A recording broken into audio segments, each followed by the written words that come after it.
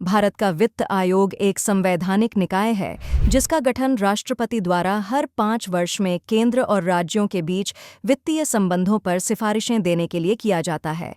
16वें वित्त आयोग की अध्यक्षता डॉक्टर अरविंद पनगरिया ने की, जिसकी रिपोर्ट 1 फरवरी 2026 को संसद में प्रस्तुत की गई। यह रिपोर्ट वित्त वर्ष 2026-27 से 2030-31 तक की अवधि के लिए लागू होगी।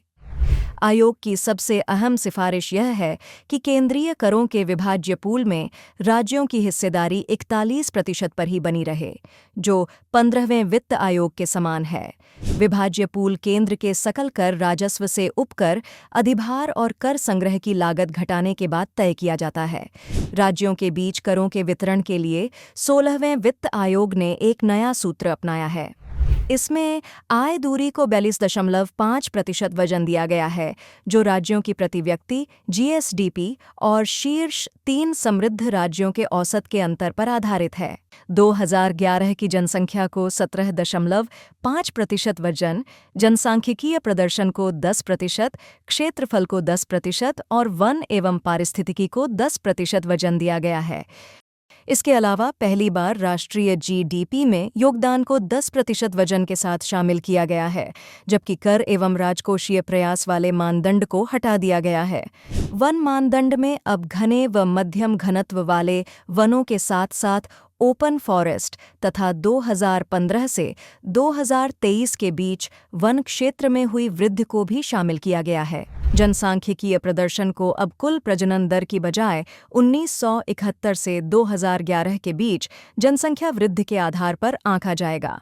आयोग ने 9.47 लाख करोड़ रुपए के अनुदान की सिफारिश की है। इसमें से 7.91 लाख करोड़ रुपए स्थानीय निकायों के लिए और 1.55 लाख करोड़ रुपए आपदा प्रबंधन के लिए हैं। 15वें वित्त आयोग के तहत दिए गए राजस्व घाटा, क्षेत्र विशेष और राज्य विशेष अनुदानों को समाप्त कर दिया गया है। स्थानीय निकायों के अनुदान को बेसिक और परफॉर्मेंस आधारित हिस्सों में बांटा गया है। बेसिक अनुदान का आधा हिस्सा बिना शर्त होगा, जबकि शेष राशि स्वच्छता, ठोस अपशिष्ट और जल प्रबंधन से जुड़ी होगी।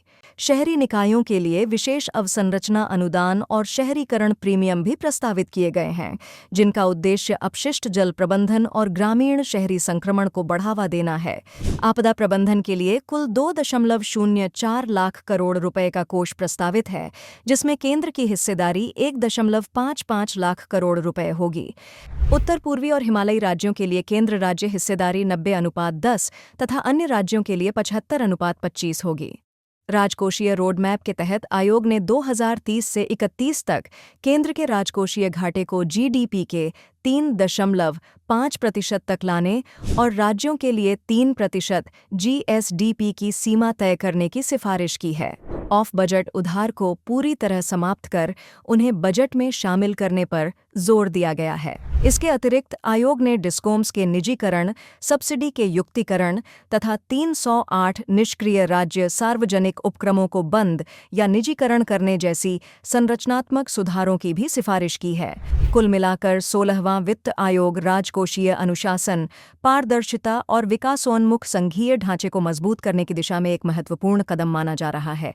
अगर आपको यह जानकारी पसंद आई हो तो कृपया इसे लाइक करें, शेयर करें और चैनल को सब्सक्राइब जरूर करें। और जाते जाते इस प्रश्न का उत्तर कमेंट में बताइए। प्रश्न: निम्न में से कौन सा मानदंड 16वें वित्त आयोग में पहली बार जोड़ा गया है?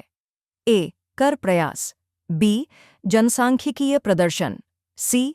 वन क्षेत्र, डी. जीडीपी में योगदान।